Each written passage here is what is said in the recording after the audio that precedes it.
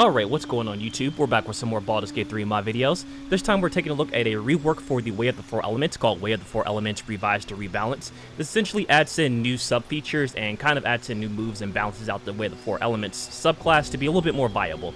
We all know that the Way of the Open Hand is probably the most powerful of the subclasses, but the Way of the Four Elements does have its uses, and I think with this rebalance it actually brings a lot more utility and flavor to the class.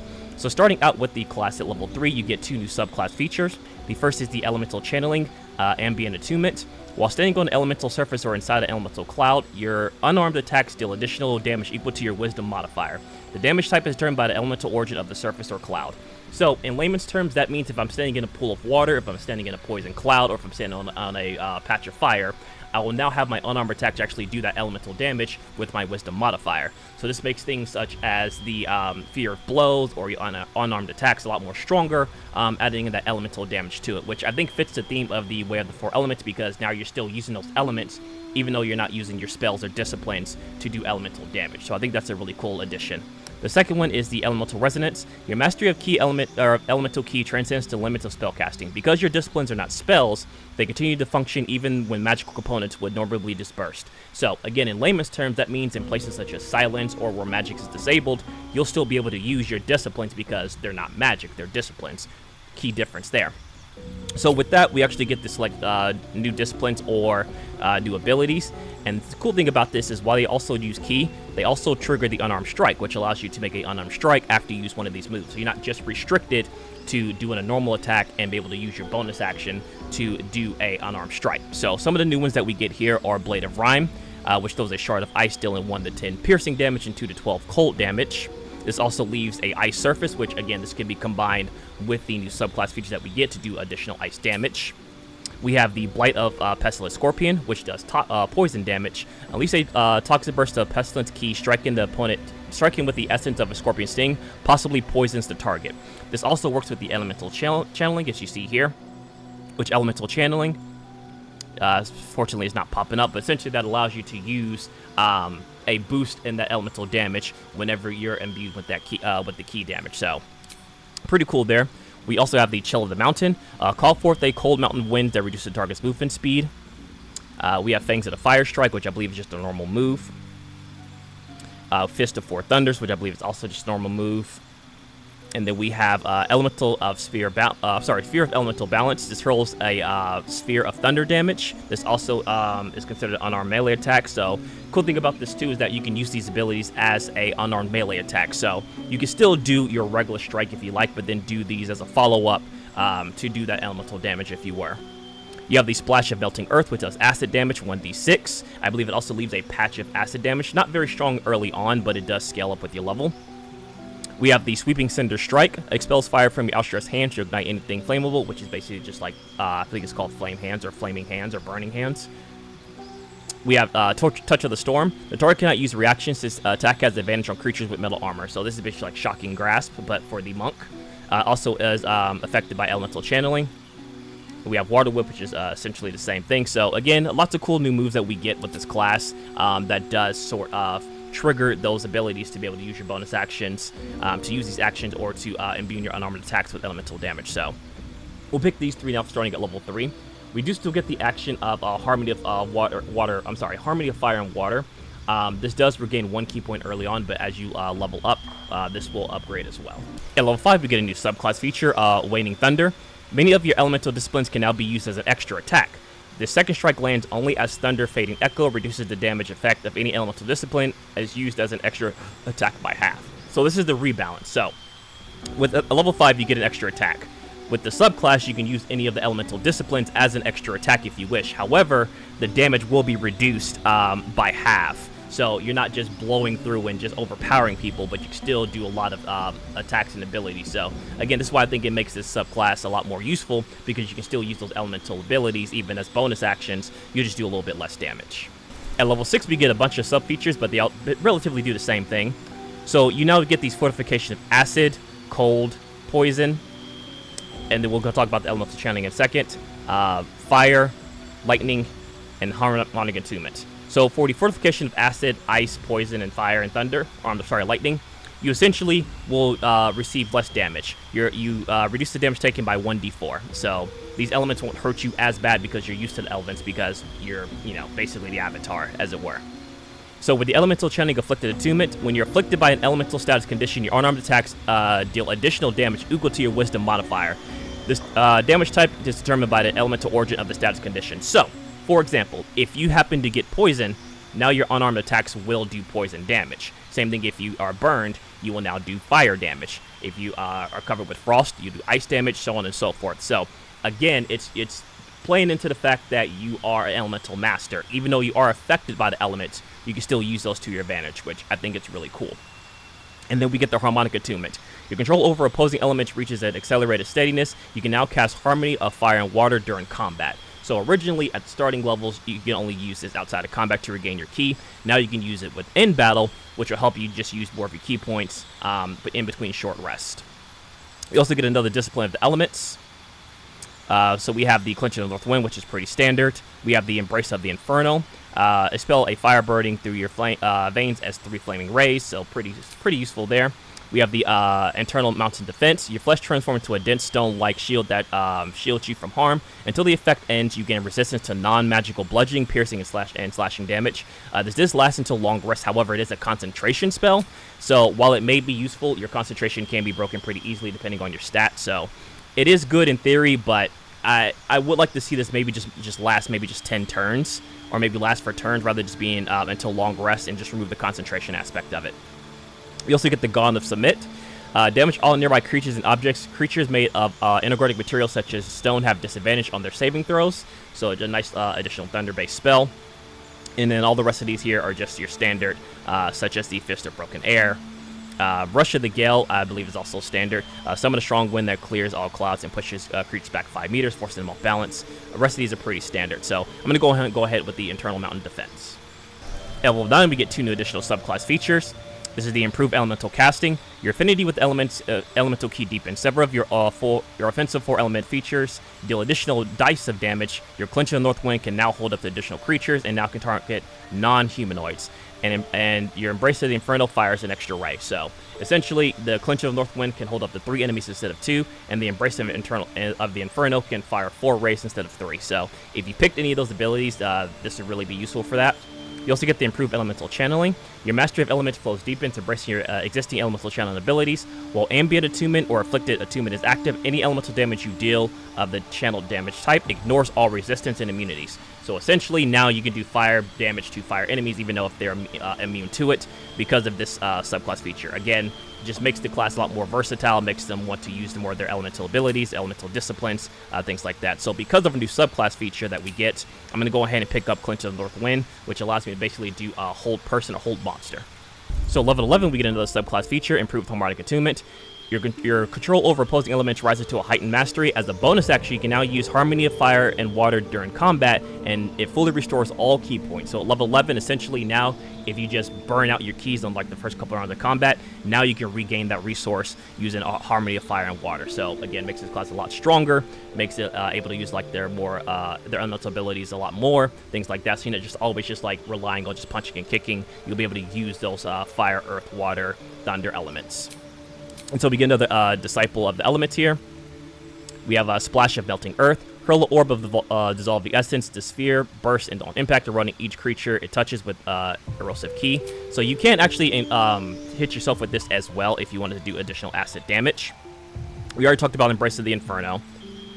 River of Hungry Flame. Summon a searing wall of disciplined flame, scorching all who stray too close to your elemental ki. I believe this is essentially just Wall of Flame. We have Ride the Wind, which allows you to fly until long rest. Again, it's a concentration spell. I would like to see this more of just like a permanent buff for you to fly, or just be based on turns. We also have Mist Stance. Transform into a tiny mist cloud. It cannot fail. It cannot fall and fits through small openings. It's very hard to damage. So essentially, this lets you just turn into a mist form, get through small cracks, or avoid combat if you need to escape. And then we have the Wave of Rolling Earth. Raise a solid wall of disciplined stone, shaped and lifted by your elemental ki. I believe this is just a stone wall.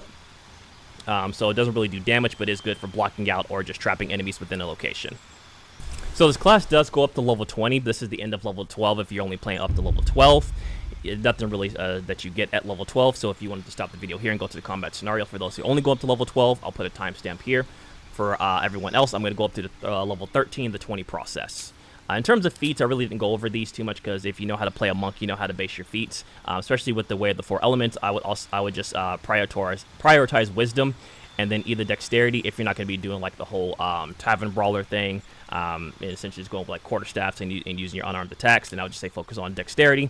But if you want to go with tavern brawler, you can also do that as well. So I would say tavern brawler, go with the elixir of giant strength. Obviously, you can do that, and that works with this class as well.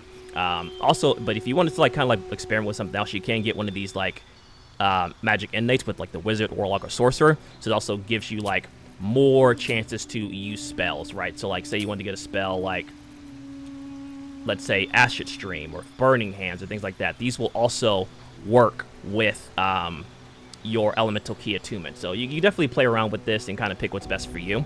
I usually don't show these as much as I used to in the past because I think people basically know how to build a character. Unless it's a heavily modified class, then I'll go like do the feats and stuff like that. But moving forward, for any of the base classes and subclasses that are reworks or just enhancements, I probably won't be going over the feats here. So pick which like the best suits your character.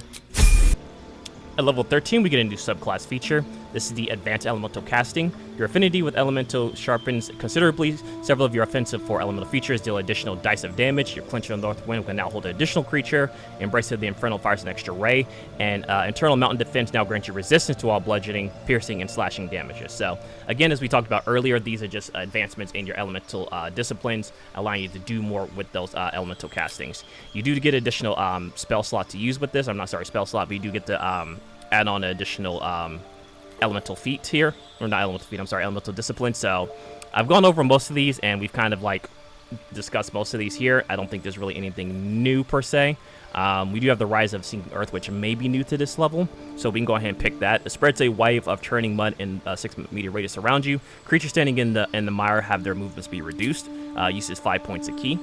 At level 16, we get the Mastery of Elemental Casting, which is essentially just the final improvement of you get with Elemental Casting. Clinch of the North Wind can now hold 2 additional enemies and target non-humanoids, and Embrace of the Infernal fires 2 extra rays. Internal Mountain Defense now increase your Constitution by 2, which is really nice. Gives you advantage on saving throws to maintain concentration, and grants you resistance to bludgeoning, piercing, slashing, and force damage. So this will allow the Internal Mountain Defense to last a little bit longer because it will increase your concentration. You also get additional spell here, which we picked out most of these here. So again, whichever you like. Embrace the Infernal is really strong just because you now have those additional rays. I will say in terms of feats, now that I think about it, you can get something such as Warcaster, which will give you advantage on saving throws to maintain concentration on all spells. And I'm pretty sure that even though they are disciplines, they may count as spells. So you should be able to use those to help maintain your concentration for the Clinch of the North Wind and for the Internal Mountain Defense. Level 17 for the subclass, you get an additional spell here. We have the Internal Mountain Defense, which I believe we picked up earlier. Turn a creature's flesh as hard as stones. Okay, so this is the other one that we have, which will allow us to give this to someone else, not ourselves. Wave of Rolling Earth we already talked about. Water Whoop we already talked about. Breath of Winter is new. Make a flurry of frost, crisp air, and condensed snow crystals erupting on from your hands. Everything else here seems to be pretty standard. As we talked about earlier, River of Hungry Flame is just Flame Wall. We already talked about Mist Dance and Ride the Wind, so a lot of these are just more standard. So based on what elements you want to use, I would say go for that. And so at level 12, you don't really get anything else, but I just wanted to showcase this is the end of the level up process for those who are playing through 13 to level 20. As always, I'm going to go ahead and do a combat scenario.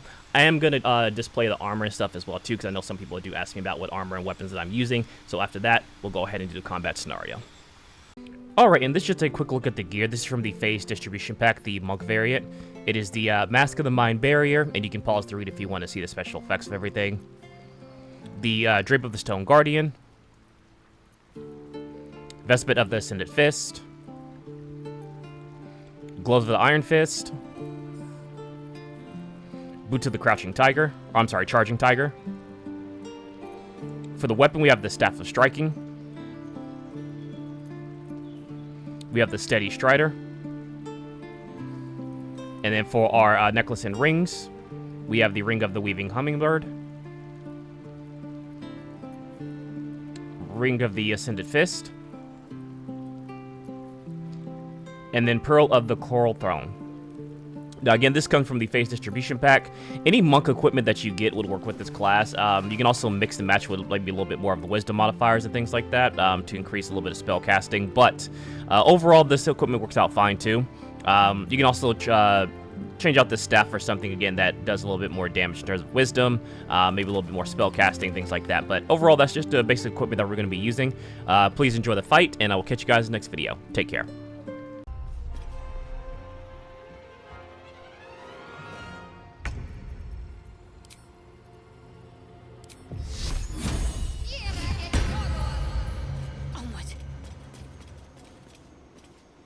Well, so much for peace.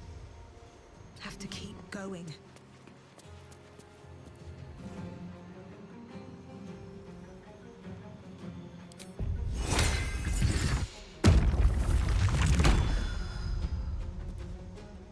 What now?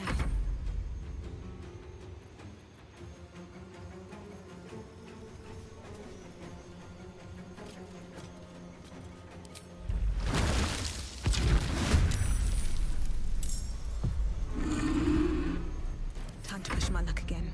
Another step forward. I thirst for combat. Yes.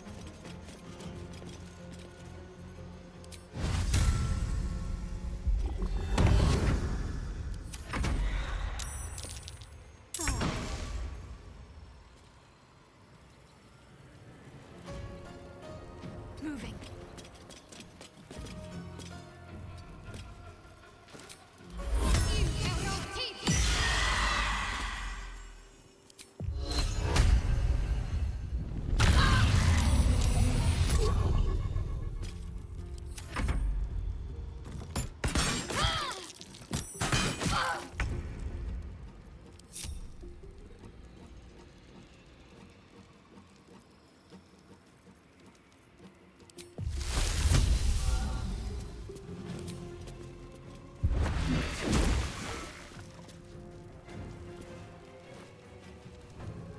Try me.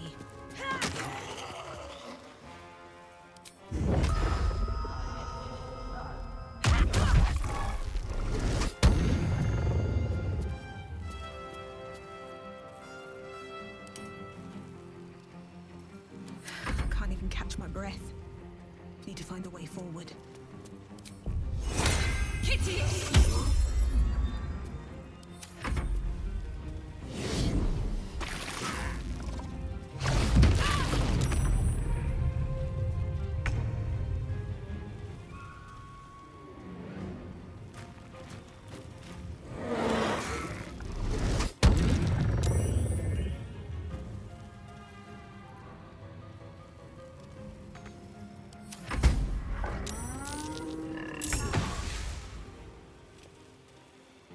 On I go.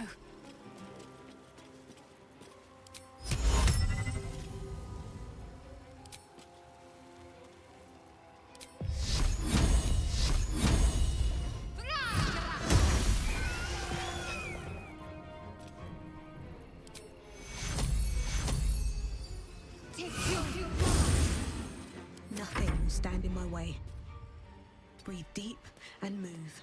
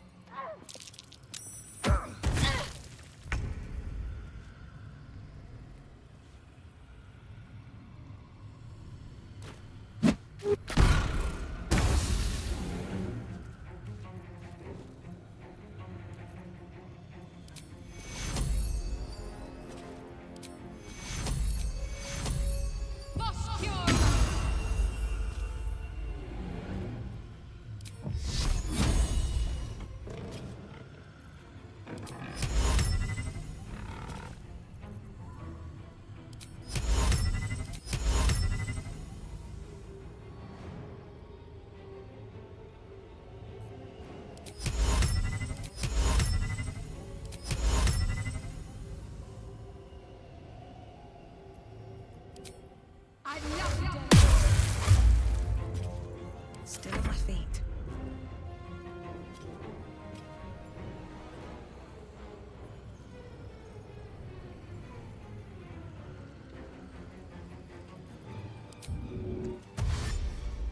Wonder if the gods are watching me.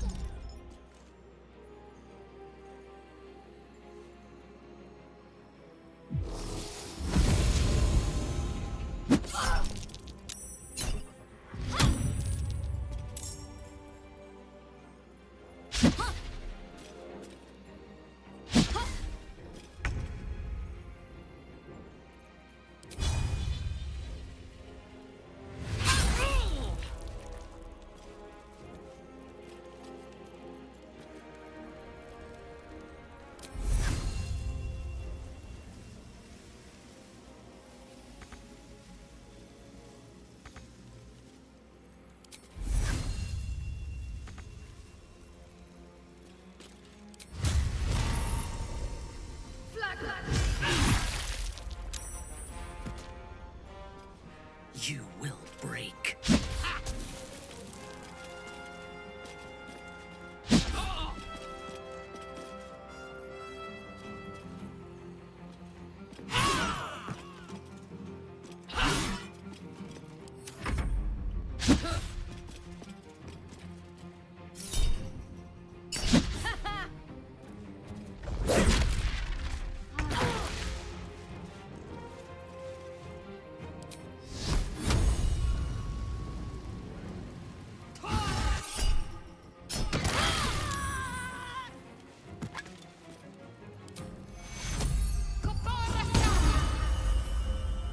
Blood comes easy these days.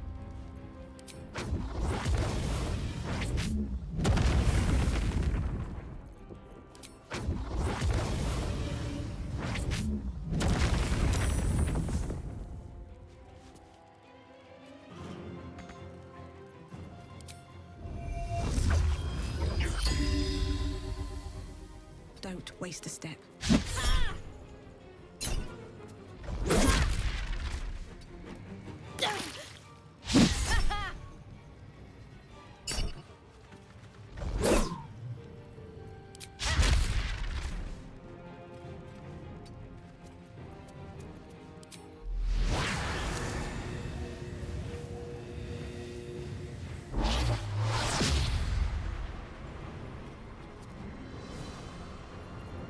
Never a dull moment.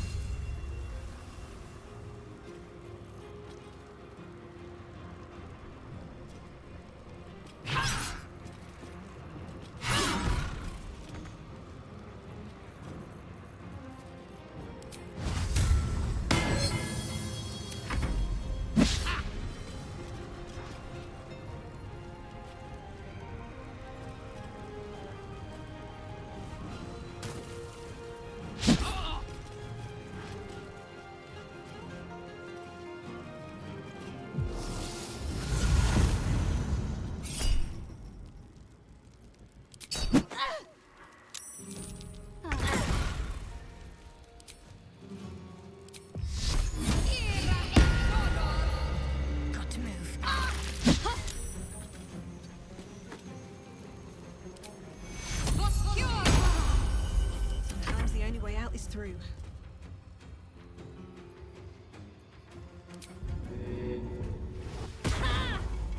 One day, I'll catch a break.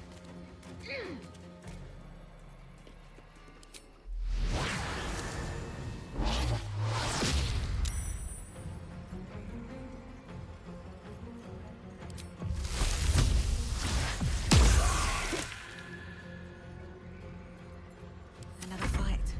Let's go.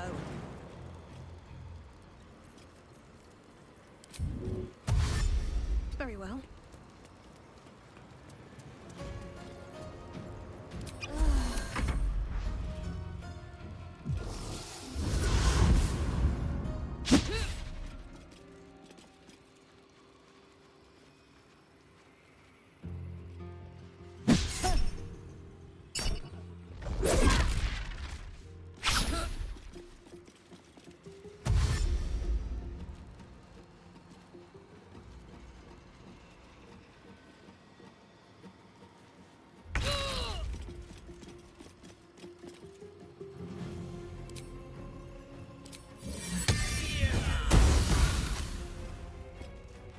Right away.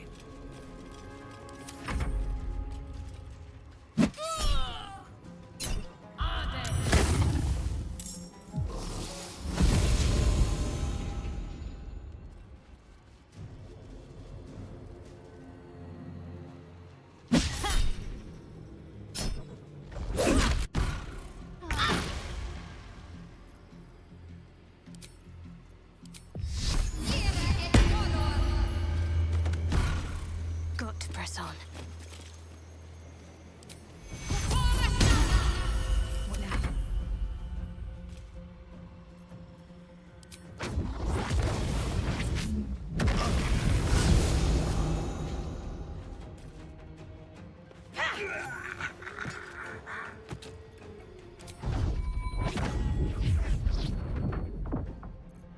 I can't even catch my breath.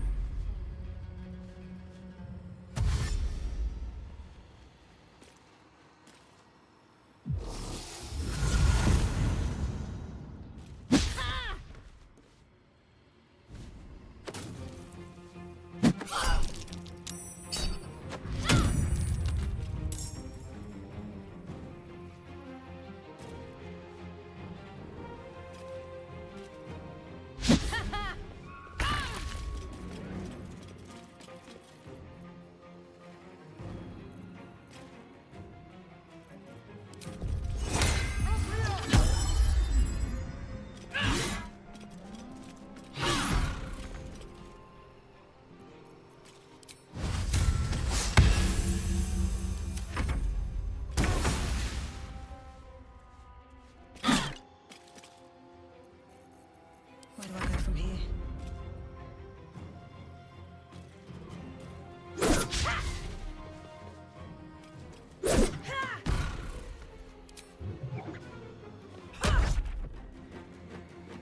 Well, so much for peace.